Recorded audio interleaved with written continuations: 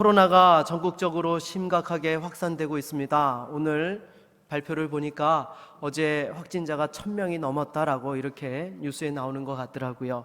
그래서 이번 주일부터 당분간 주일학교 아이들은 온라인 예배로 전환하고자 합니다. 그리고 아마도 이제 조만간 수도권의 사회적 거리두기 3단계로 적용 발표가 나지 않을까 싶은데요.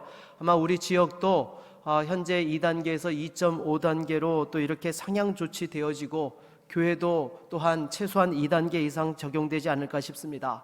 이러한 코로나의 상황들 속에서도 교회도 성도들이 최대한 안전하게 예배할 수 있도록 또 이렇게 나름 기도하고 준비하고 있으니까 여러분들께서도 염려하지 마시고 개인 방역에 철저히 만전을 기해 주셔서 또 안전하게 또 믿음을 잘 지키고 승리하는 시간들이 되실 수 있기를 바라겠습니다. 우리 옆에 계신 분들과 한번 인사할까요? 사랑하고 축복합니다. 네, 코로나의 위기 속에서도 눈동자와 같이 지켜주시고 하나님의 평강으로 살아갈 수 있는 우리 모든 성도님들 될 수 있기를 바라겠습니다. 오늘은 부활과 관련하여서 네 번째 시간입니다. 기독교의 심장과 같은 두 가지 기둥이 무엇이라고 말씀을 드렸습니까? 바로 예수의 십자가와 부활이라고 말씀을 드렸지요. 그래서 특별히 이 예수의 부활로 말미암아서 저와 여러분들에게도 그 영광의 부활이 약속되어졌고, 주님의 부활로 말미암아서 온 우주가 치유와 회복의 역사가 일어나기 시작하였으며, 또 우리도 또한 주님이 오시는 그날에 썩어 없어질 육체가 영광스럽고 신령한 몸으로 변화된다는 것에 대하여 지난 시간에 걸쳐서 살펴보았습니다. 그렇다면 여러분, 성도에게 이 부활의 영광이 완전하게 나타나는 것이 언제입니까? 언제이죠? 네, 우리 주님께서 재림하시는 그날인 줄로 믿습니다. 그래서 여러분, 우리 주님이 다시 오시는 날은요, 우리 모든 믿음의 성도들에게 가장 기쁘고 또한 기다려지고 소망되어지는 날이 주님께서 다시 오시는 날인 거예요. 그런데 이 잘못된 종말론자들이 어떻게 사람들을 미혹합니까?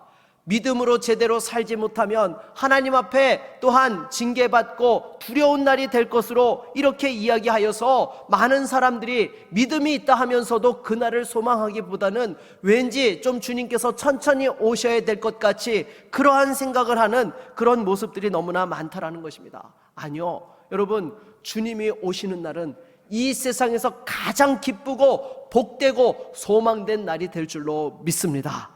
그래서 여러분, 오늘 51절 말씀을 같이 한번 읽어볼까요? 51절입니다. 보라, 내가 너희에게 비밀을 말하노니 우리가 다 잠잘 것이 아니요 마지막 나팔에 순식간에 호련히 다 변화되리니. 아멘. 여러분, 여기서 지금 말씀하고 있는 사도 바울의 그 초점을 우리는 잃지 않고 같이 잘 따라가야 되는 것입니다.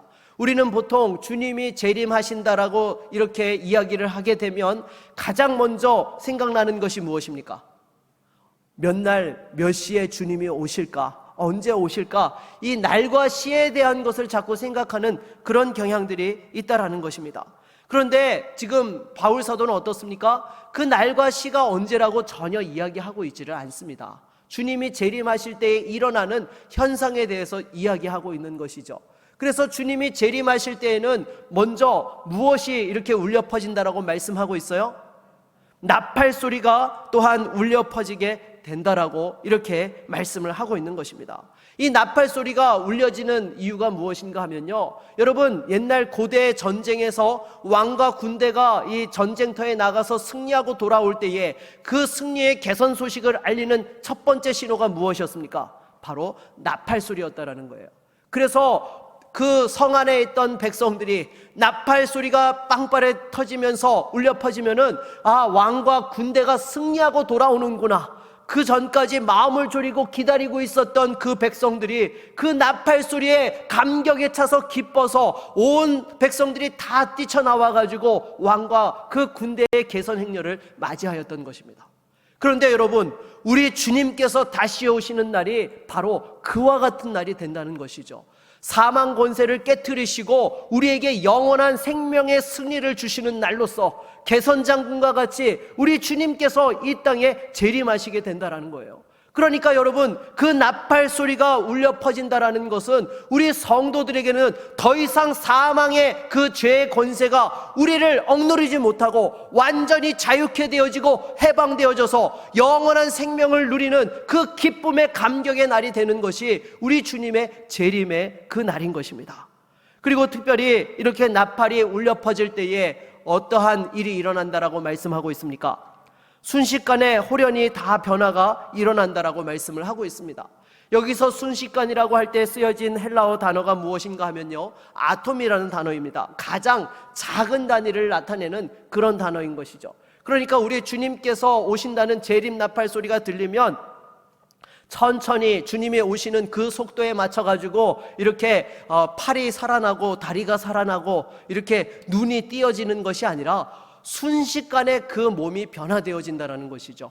죽은 자들이 먼저 영광스러운 부활로 일어서게 되는 것이고, 살아서 그 나팔 소리를 듣는 성도들의 몸도 영광의 몸으로 순식간에 변화되어지는 그러한 변화가 일어나게 된다는 것입니다. 그러므로 여러분, 우리가 주님의 재림을 기다릴 때에 항상 놓치지 말아야 될 것은, 여러분, 그 날과 시가 언제냐, 여러분, 이건 중요한 것이 아니에요. 여러분, 우리가 날과 시를 안다라고 해서 더 잘 준비할 수 있습니까? 그렇지 않습니다. 기본적으로 우리가 그 영광의 날에 주님과 함께 들어갈 수 있는 가장 중요한 핵심이 무엇입니까? 내가 예수 그리스도를 구주로 영접하고 믿음으로 주님을 배울 수 있다라는 것, 이것이 가장 중요한 핵심인 것입니다. 그러기에 여러분, 주님이 다시 오실 때에 그 승리를 함께 기뻐하면서 영광 중에 주님을 배울 수 있는지 우리 자신의 신앙을 검증하고 돌아보아야 되는 것입니다. 그러면 제가 여러분들에게 한번 묻도록 하겠습니다. 여러분은 우리 주님이 오시는 그날에 영광스러운 나팔 소리를 들으면서 주님 앞에 뛰어나가 기쁨으로 주님을 맞이할 수 있습니까? 정말로 우리가 주일에 예배하는 것뿐만 아니라 주님의 그 영광스러운 그 개선 행렬에 동참할 수 있습니까? 그것을 어떻게 여러분들은 확신할 수 있습니까? 확신의 근거가 무엇이죠?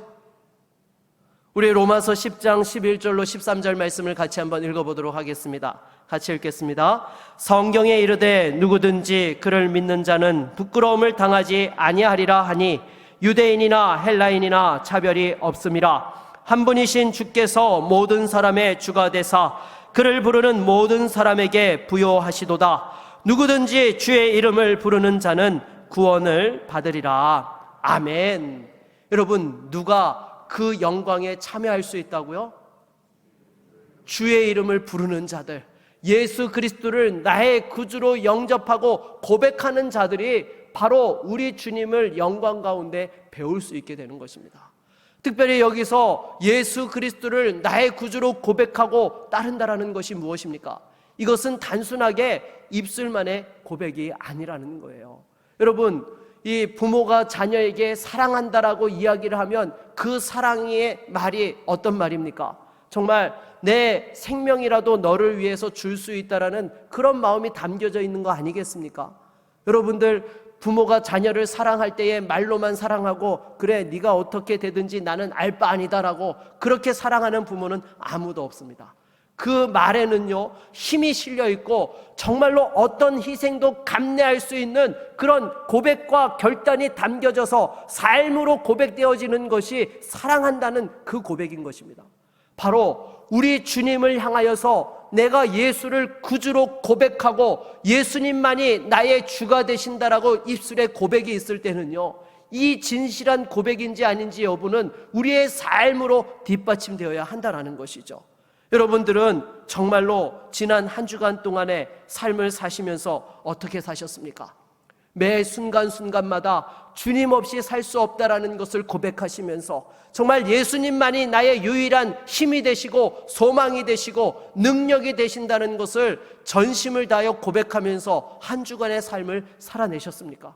여러분, 지금 여러분들이 삶에서 어떻게 주님을 따르고 있느냐, 이것이 여러분의 영적인 현 주소인 것입니다. 정말로 입술로만 주를 고백하고 주일에만 예배하는 것이 아니라 삶의 순간순간마다 내 주님만이 나의 유일한 능력이요 힘이시요 소망되심을 분명하게 붙잡고 순간순간 주님을 의지할 때에 우리 입술의 고백이 참된 믿음의 고백이 되는 것이고, 여러분, 그것이 살아있는 주님을 배울 수 있는 그 영광의 고백으로 연결된다라는 것입니다.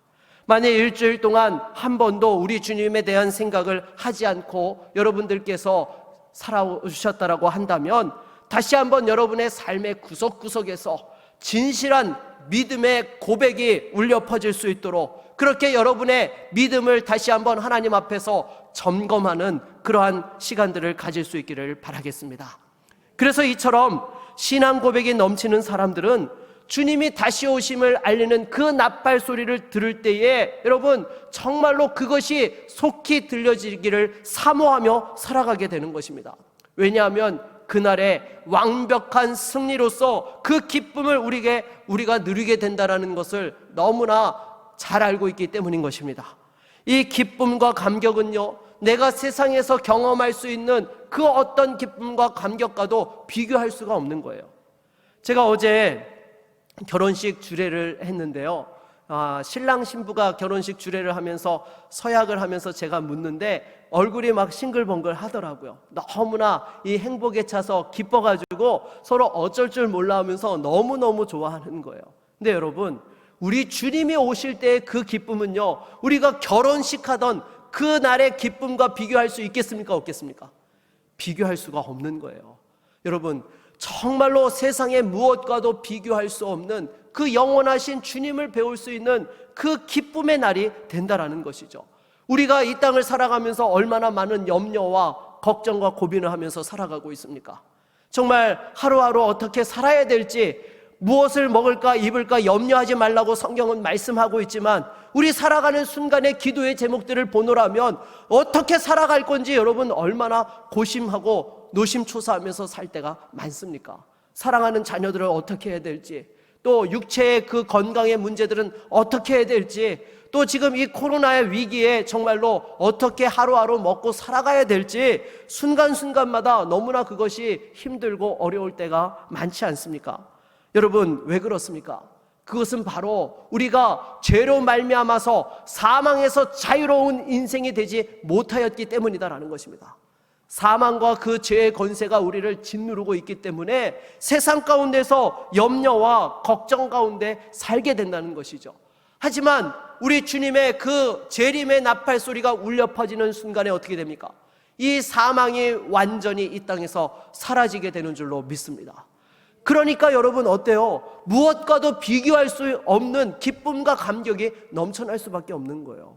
우리가 그토록 두려워하고 우리 삶을 짓누르고 억눌렀던 그 사망과 죄의 권세가 사라지기 때문에 참된 자유와 기쁨이 충만하여져서 그 무엇과도 비교할 수 없는 영광의 날이 우리에게 된다라는 것입니다. 그래서 오늘 우리가 같이 읽은 54절로 55절 말씀을 같이 한번 보도록 하겠습니다. 다시 한번 읽겠습니다. 이 썩을 것이 썩지 아니함을 입고 이 죽을 것이 죽지 아니함을 입을 때에는 사망을 삼키고 이기리라고 기록된 말씀이 이루어지리라. 사망아, 너의 승리가 어디 있느냐? 사망아, 내가 쏘는 것이 어디 있느냐? 아멘. 여러분, 우리 주님이 오시는 날이 어떠한 날인지를 분명하게 알고 있었던 사도 바울은 이와 같이 사망에 대하여서 그 하나님의 그 영광이 임함으로 사라지는 것에 대하여 강력하게 이와 같이 말씀을 하고 있는 것입니다. 그런데 이것은요, 단순히 사도 바울만의 고백이 아니다라는 것이죠. 이사야 25장과 호세아 13장에도 보게 되면 이와 같은 내용들이 등장하고 있는 것을 보게 됩니다. 다시 말해서 구약의 모든 성도들이 가장 사모하고 원했던 그 하나님의 언약이 이루어지기를 원하였던 그 완성의 순간이 언제냐? 바로 우리 주님께서 재림하시는 그날인 줄로 믿습니다. 그래서 우리가 이 주님이 다시 오심으로 말미암아서 정말로 참된 생명의 기쁨을 누릴 수 있게 되는 것입니다. 사랑하는 여러분, 지금 우리가 이 땅을 살아가면서 어떤 고통과 어려움이 있다 하더라도 절대로 낙심하지 마십시오. 정말 우리의 삶의 현실이 이걸로 끝나는 것처럼 보여진다 하더라도요, 여러분 절대 이것이 끝이 아니다라는 것이죠. 주님이 다시 오시는 날이 진짜 끝인 날이에요. 그래서 우리의 모든 것들을 밝히 드러내어 주시고 또 정말로 하나님 앞에서 참된 그 상급과 칭찬으로 함께 하시는 날, 그날이 바로 우리에게 진정한 마지막 그 평가의 날이고 기쁨의 날이 된다라는 것입니다. 그러므로 여러분, 우리의 인생의 현주소 가운데에 그 고난과 어려움이 있다 하더라도 절대로 포기하지 않는 저와 여러분 모두가 될 수 있기를 바라겠습니다. 특별히 이것을 잘 알고 계셨던 우리 주님께서는 공생의 기간에 또한 무엇이라 말씀하셨습니까? 수고하고 무거운 짐진 자들아, 다 내게로 오라. 내가 너희를 쉬게 하리라 라고 이렇게 또한 말씀해 주셨던 것이죠.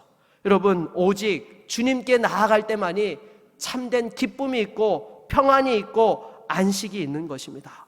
그래서 여러분, 우리는 세상 사람들과 다르게 살아가고 있는 사람들이라는 것을 여러분 잊지 말아야 돼요.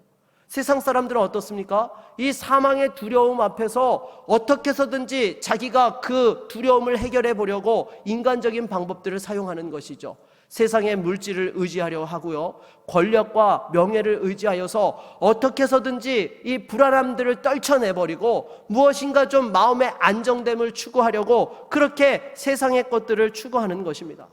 하지만 아무리 돈과 명예와 권세를 가져도요, 절대로 그 죽음을 피해갈 수는 없다라는 것이죠. 지난 주간에도 뉴스를 보니까 모 그룹의 회장의 49세를 지냈다 이런 기사가 나오더라고요. 여러분, 아무리 최고의 부자라 하더라도 어때요? 그 죽음을 피할 수 없었더라는 것입니다. 그러나 이 아프고 눈물 나고 어려움이 있지만 여러분, 우리 주님이 다시 오시는 그날에 사망의 그 모든 것들이 사라지고 그 그림자들이 물러가고 하나님의 영광을 마주하게 될 것입니다. 그런데 여러분은 정말로 그 사망의 권세들이 사라지는 그날을 소망하면서 정말 주님 앞에서 살아가고 계십니까? 혹시 세상에 너무 분주하고 여러 가지 염려 걱정에 얽매여서 마음을 다 빼앗기고 있지는 않습니까?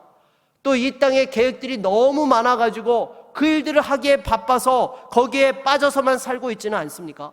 물론 우리가 이 땅을 살면서 최선을 다해서 살아야 되는 것입니다. 하지만 이 땅은 절대로 우리 인생의 결론이 아닙니다. 우리의 영원한 안식처가 되지 못합니다. 주님이 다시 오셔서 주님이 영원한 천국으로 인도할 때에 그것이 바로 우리의 영원한 안식처가 되고 우리의 소망이 되어야 한다라는 것입니다.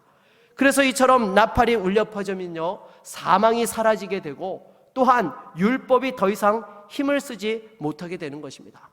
여러분, 우리가 인생을 살아가면서 죽음이 찾아오는 것에 대해서 자연스러운 생명 현상으로 사람들이 많이 여기고 살아가고 있습니다. 하지만 여러분, 이것이 정말로 자연스러운 일입니까? 절대 그렇지 않죠. 하나님께서 사람을 지으셨을 때에는 절대로 이 사망에 대한 부분들을 만들지 않으셨습니다. 그런데 아담이 범죄함으로 말미암아서 그 죄의 결과로 인하여서 사망이 인간에게 찾아오게 되었고 그 사망 권세의 그림자 속에서 우리가 수고하고 고통받으며 살아가는 그런 인생이 되고 말았다라는 것입니다. 그리고 또한 이 죄를 깨닫게 하는 것이 무엇입니까? 바로 율법인 것이죠.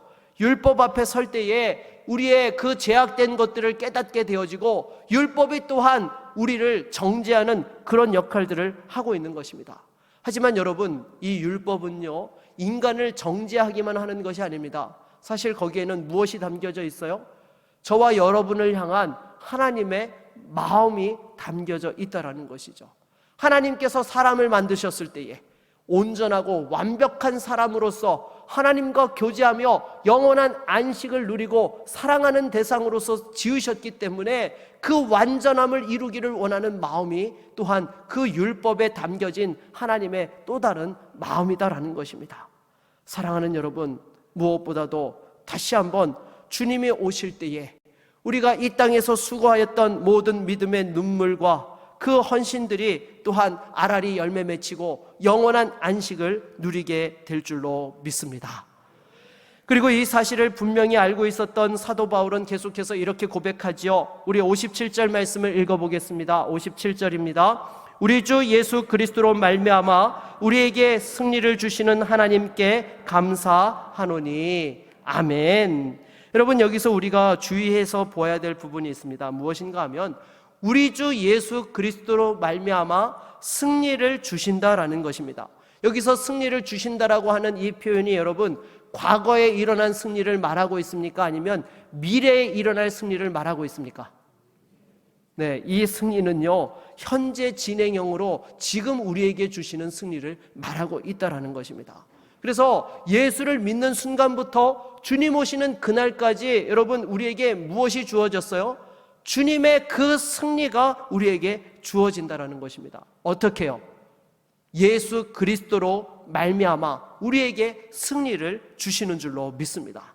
그런데 이 사실을 깨닫지 못하고 죄와 싸움에서 지는 것을 당연시 여기고 살아가는 사람들이 많다라는 것입니다. 물론 여러분, 우리가 육신으로는 죄와 싸우고 영적인 싸움에서 승리할 수 있습니까? 없습니까?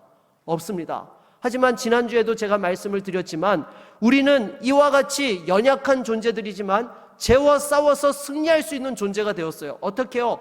예수님께서 부활하심으로 말미암아서 그 생명이 우리에게 또한 넘쳐나게 되어서 우리가 죄와 싸울 수 있게 되고 승리하는 삶을 살아갈 수 있게 된다라고 제가 지난 주간에도 말씀을 드렸습니다.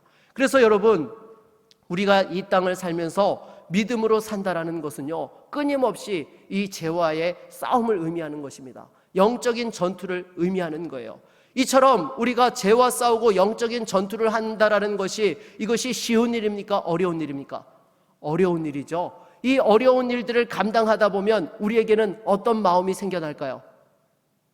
어떤 마음이 여러분 생겨나죠? 여러분, 고난이 여러분의 인생 가운데 찾아오면 여러분들이 어떤 마음을 갖게 됩니까?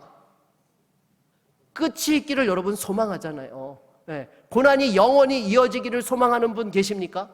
그것이 내 인생에 어쩔 수 없는 것이라고 체념하면서 살기를 원하는 분들 계십니까? 절대로 없어요. 고난이 있으면요, 끝이 있기를 소망하는 것이 우리의 마음인 것이죠. 그런데 이 영적 전투에서의 끝이 언제입니까? 바로 우리 주님께서 재림하시는, 다시 오시는 그날인 줄로 믿습니다. 그러기에 우리가 영적으로 치열하게 이 믿음의 삶을 살아가면 살아갈수록 우리 안에 생겨나는 것이 무엇이냐? 주님의 다시 오심을 기대하고 또한 소망할 수밖에 없게 된다는 것입니다. 왜냐하면 내 힘으로 도저히 감당할 수가 없거든요. 주님께서 주시는 은혜가 아니면 감당할 수가 없는데, 나도 그 승리의 정말 기쁨의 노래를 부르면서 안식하고 싶은 마음이 있는데 언제 그것을 누릴 수 있어요? 주님이 다시 오실 때에 누릴 수 있기 때문에 성도는 믿음으로 살아가면 살아갈수록 주님이 다시 오심을 기대하고 기대할 수밖에 없게 된다는 것입니다. 그런데 여러분, 사실은요, 이 부분에 대해서 성도들에게 주님이 다시 오시는 것을 정말로 기다리십니까? 라고 물어보면요, 잘 대답하시는 분들이 없으세요. 우리 옆에 계신 분들에게 지금 한번 물어볼까요? 주님 다시 오시기를 기다리고 계시죠? 네, 다 그냥 웃고 계십니다, 지금. 왜냐하면요, 여러분, 승리가 정말 우리 가운데 주어진다라는 것이 분명히 말씀을 하고 있음에도 불구하고요, 성도들의 기본적인 심리가 무엇인가 하면요, 내가 좀 믿음으로 잘 살고 있으면 지금 주님이 오시면 돼야 안 돼요? 오셔도 돼요. 왜요? 내가 믿음으로 잘 살고 있으니까. 근데 내가 좀 믿음 생활 잘 못하고 이렇게 좀 말씀도 제대로 못 읽고 기도도 잘 못하면 우리 마음이 어때요? 주님 지금 오시면 돼야 안 돼요? 안 되죠. 좀 천천히 오셔야 돼요. 내가 좀 어느 정도 좀 할 만큼 해놓고 정리 좀 해놓고 오시기를 원하신다라는 거예요. 근데 여러분, 이거는요, 사실은 정말로 그리스도의 그 그리스도인의 삶이 무엇인지를 잘 못 누리고 있기 때문에 이와 같은 마음들을 갖는다는 거예요. 왜 그렇습니까? 여러분, 우리가 어떻게 승리하죠? 예수 그리스도로 말미암아. 우리가 어떻게 주님을 배웁죠? 예수 그리스도로 말미암아 주님을 배우는 거예요. 절대로 내 공로와 내 업적으로서 주님을 만날 수 있는 그런 자격이 주어지는 사람들이 아니라는 겁니다. 오직 예수의 보혈로 그 믿음으로 주님을 만날 수 있기 때문에 여러분, 분명한 그 믿음의 확신이 있으면요, 내가 조금 믿음으로 살지 못했어요, 또 세상 가운데서 넘어지는 연약한 모습이 있었다 하더라도 주님 다시 오시는 날을 여러분 기대할까요? 기대하지 않을까요? 기대하게 된다라는 것입니다.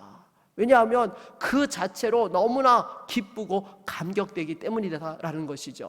그런데 이 부분에 대해서 누리지 못하는 그 성도들의 연약한 부분들을 이 잘못된 종말론자들이 파고 들어와 가지고 어떻게 합니까? 그렇게 해서는 제대로 구원받지 못하고 흰옷을 예비하지 못한다라고, 그런 삶을 살아서 어떻게 흰옷을 예배할 수 있겠냐고, 14만 4천만이 흰옷을 입고 주님을 영접할 수 있는 그 영광이 주어지는데 그렇게 살아서 과연 주님을 영접할 수 있겠느냐고, 이렇게 이야기하면서 어떻게 해요? 모든 것 다 갖다 바치게 하는 것이죠. 집 팔아서 재산 팔아서 다 갖다 바치고 거기에 올인해야지만 14만 4천에 들어갈 수 있고 흰옷을 입을 수 있는 것처럼, 그렇게 또한 두려워 떨면서 그들의 잘못된 가르침에 넘어진다라는 것입니다. 아니요, 여러분, 우리가 흰옷을 입을 수 있는 자격이 어떻게 주어지죠?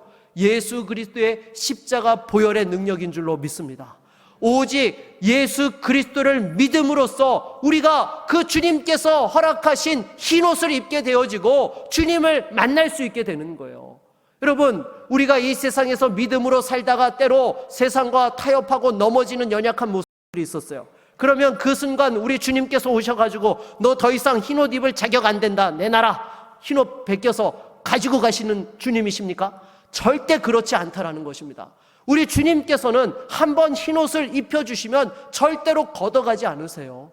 무엇보다도 다시 한번 우리가 믿음 안에서 이와 같이 또한 우리에게 하나님께서 보장해 주셨고 영원한 승리를 약속하셨다는 사실을 여러분 누리면서 살아갈 수 있기를 바라겠습니다. 여러분, 우리가 믿음 안에서의 그 누림의 축복은요, 천국에 가서만 누리는 것이 아닙니다. 이 땅 가운데서도 모든 염려와 걱정과 근심들 앞에서도 세상이 빼앗아갈 수 없는 소망으로서 다시 한번 일어설 수 있게 되는 것, 그것이 바로 우리에게 주시는 믿음의 축복이요 누림의 은혜인 줄로 믿습니다. 그러므로 절대로 여러분 잘못된 가르침에 속으면 안 됩니다. 우리가 영광스러운 그날에 주님을 뵙고 영광에 함께할 수 있는 승리는 절대로 내 공로와 업적에서 오는 것이 아니라 예수 그리스도와 그 믿음에서 온다는 사실을 분명하게 붙잡고 그날을 소망할 수 있는 저와 여러분 모두가 될 수 있기를 바라겠습니다. 그래서 사도 바울은 부활에 대한 이 가르침을 다 전한 후에 마지막으로 또한 가장 중요한 교훈을 한 가지 더 말씀하고 있습니다. 오늘 본문 58절을 다시 한번 같이 읽어볼까요? 58절입니다. 그러므로 내 사랑하는 형제들아, 견실하며 흔들리지 말고 항상 주의 일에 더욱 힘쓰는 자들이 되라. 이는 너희 수고가 주 안에서 헛되지 않은 줄 알미라. 아멘. 여러분, 이 58절을 보게 되면 어떤 단어로 시작하고 있죠? 그러므로 라는 단어로 시작하고 있는 것을 보게 됩니다. 여러분, 이 그러므로 라는 단어는 어떨 때 쓰이는 것입니까? 앞에 것을 전체 다 원인이 되어서 뒤에 것에 영향을 미치게 될 때에 이 연결하는 이 인과관계 접속사로서 사용되는 것이 그러므로 라는 것이죠. 그래서 여러분, 지금까지 이 부활의 영광과 또 하나님께서 주시는 그 은혜가 무엇인지를 이야기하고 나서 이제 그러므로라고 이야기를 하고 있는 것입니다. 그러니까 부활의 영광의 기쁨으로만 끝나는 것이 아니라 이제는 이것을 가지고 우리 삶의 현장에서 이것을 또한 어떻게 살아내야 하느냐라는 부분들을 말씀하기 위하여서 그러므로라는 단어를 사용하고 있다라는 것이죠. 여러분, 참된 기독교는요, 부활의 그 기쁨과 영광만을 이야기하는 것으로 끝나지 않습니다. 그 감격을 삶의 현장에서 이어갈 수 있을 때에 그것이 진짜 기독교요 복음이 복음되는 것입니다. 복음은 단지 종교적인 그러한 소망과 기쁨을 갖는 것으로 끝나는 게 아니에요. 삶의 현장에서 어떤 어려움이 있더라도 그 속에서 다시 한번 복음을 붙들고 살아낼 수 있게 하는 것, 여러분, 이것이 진짜 복음이고 우리가 가지고 있는 진리의 능력인 줄로 믿습니다. 그러므로 여러분, 다시 한번 견실하며 흔들리지 말고 더욱더 주의 일에 힘쓰는 저와 여러분 모두가 될 수 있기를 바라겠습니다. 그렇다면 여러분, 우리가 정말로 이렇게 어려운 상황들 속에서도 낙심하지 않고 절망하지 않고 일어설 수 있는 능력이 무엇이에요? 바로 주님을 다시 오신다는 그 재림에 대한 소망과 부활의 그 약속들이 있기 때문이다라는 것입니다. 여러분, 이것을 분명하게 믿을 때만이 우리는 절망하지 않고 낙심하지 않을 수 있는 거예요. 세상 사람들이 아무리 뭐라고 한다 하더라도 우리는 그 믿음의 길을 달려갈 수 있게 되는 것입니다. 그런데 여러분, 혹시 절망하고 낙심하고 있습니까? 그것은요, 하나님 앞에서 범죄인 것입니다. 하나님을 제대로 믿지 못하니까, 그 약속을 제대로 의지하지 못하니까 의심하고 넘어지게 된다라는 것입니다. 당장의 이스라엘 백성들도 보십시오. 왜 가나안 땅 목전에서 여러분 그 가나안을 못 들어가고 40년을 광야에서 그 방황하고 고통받는 시간들을 보냈어야 되는 것입니까? 믿음이 없었기 때문인 것이죠. 주님께서 분명히 약속해 주셨고 올라가라고 말씀하셨는데 믿음이 없으니까 그 가운데서 그 믿음 없는 10명의 정탐꾼의 불신앙 보고 앞에서 온 백성들이 밤새도록 울고 통곡하고 절망했기 때문에 결국 광야 40년을 보낼 수밖에 없었다라는 것입니다. 아무리 현실이 답답하고 어렵다 하더라도 여러분, 우리가 다시 일어설 수 있는 것은 예수 그리스도의 부활 생명으로 말미암아 우리에게도 부활이 약속되어 있기 때문인 줄로 믿습니다. 그러기에 사도 바울은 견실하고 흔들리지 말고 주의 일에 더욱 힘쓰라고 말씀한 것이죠. 그렇다면 여기서 한 가지 더 생각해 볼 것은 주의 일이라는 것이 무엇입니까? 목회를 하고 예배하고 교회 안에서 봉사하는 것입니까? 물론 여러분, 그러한 것들도 포함이 됩니다. 하지만 여기서 주의 일이라는 개념은요, 단순히 교회 안에서 이루어지는 것 그 이상을 이야기하고 있는 것이죠. 삶의 현장 속에서 하나님이 하나님 되심을 드러내고 그 하나님의 공의와 사랑의 성품들을 발현하고 예수 그리스도가 진정한 구주가 되심을 우리의 삶을 통하여서 고백하고 증거하는 것, 그것이 바로 또한 우리가 감당해야 될 주의 일이다라는 것입니다. 여러분, 지금 우리가 코로나의 이 위기 속에서 밖에서 예수 믿는다고 이야기하는 것이 얼마나 눈치 보이고 힘들고 어렵습니까? 그럼에도 우리가 하나님 앞에서 참된 그 믿음의 신앙들을 분명하게 드러내고 하나님의 하나님 되심, 그 사랑과 공의에 대한 성품들을 드러내고 예수 그리스도가 진리이심을 우리의 삶으로 드러낼 때에 그것이 바로 무엇보다도 가장 큰 주의 일을 감당하는 것인 줄로 믿습니다. 여러분, 올 한 해 우리가 코로나 때문에 교회 안에서의 사역들은 제대로 할 수 없었다 할지라도, 또 내년도 지금 당장은 우리가 교회 안에서의 사역들은 힘있게 진행하지 못한다 하더라도 우리가 또 하나 감당해야 될 주의 일, 우리 삶의 현장에서, 가정에서, 직장에서 감당해야 될 그 일들에 대하여서 절대로 뒤로 물러서지 않고 끝까지 감당할 수 있는 우리 모두가 될 수 있기를 바라겠습니다. 말씀을 맺겠습니다. 다시 한번 부활의 주님이 재림하시는 그날에 저와 여러분도 영광스러운 부활로 주님을 영접하고 그 생명의 축복들을 누리게 될 것을 확신하면서 또한 이 세상 가운데서 흔들리지 않고 승리할 수 있는 믿음의 종들이 다 되시기를 주의 이름으로 축원합니다.